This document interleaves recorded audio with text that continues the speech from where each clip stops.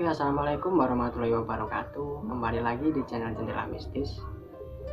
Terima kasih bagi kalian yang udah support channel ini, yang udah dukung channel ini sampai sekarang. Semoga kalian senantiasa diberikan kesehatan dan juga dilancarkan rezekinya. Dan bagi kalian yang belum subscribe channel ini, silahkan subscribe mulai sekarang. Dan jangan lupa tinggalkan like, komen, dan share ke teman-teman kalian.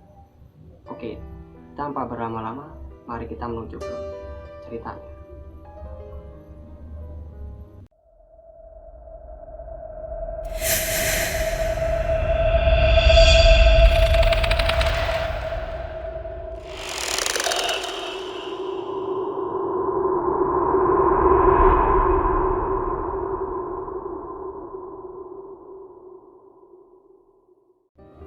Kisah misteri bus hantu jurusan Solo, Surabaya.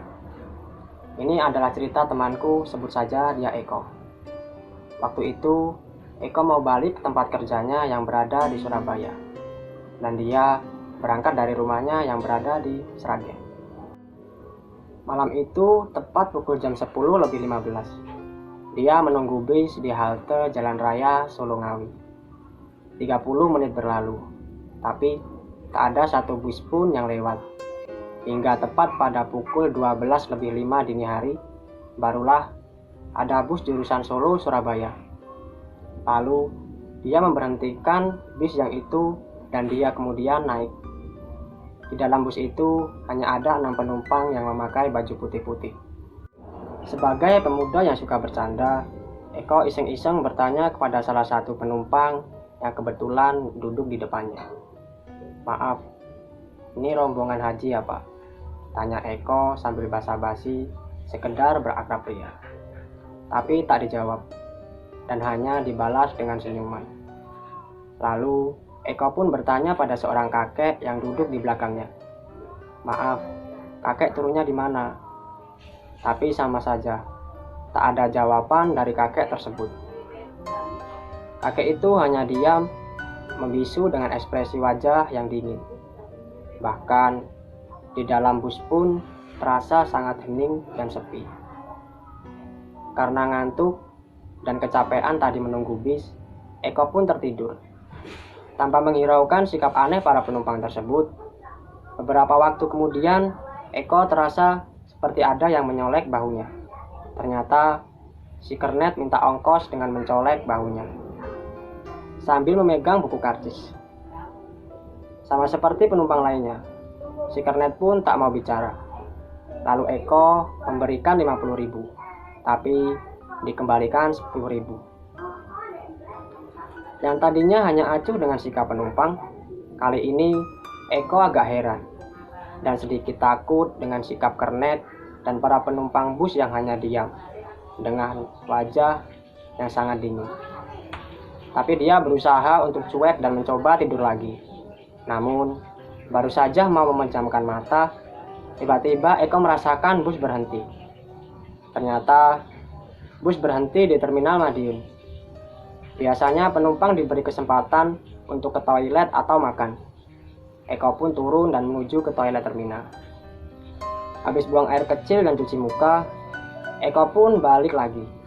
Namun, Eko sangat terkejut karena bus yang tadi ia tumpangi sudah tidak ada di dalam terminal.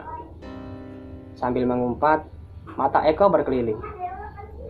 Siapa tahu bus yang tadi yang dia tumpangi pindah posisi. Tapi tetap aja, bus tersebut tidak ada. Dasar bus kurang ajar.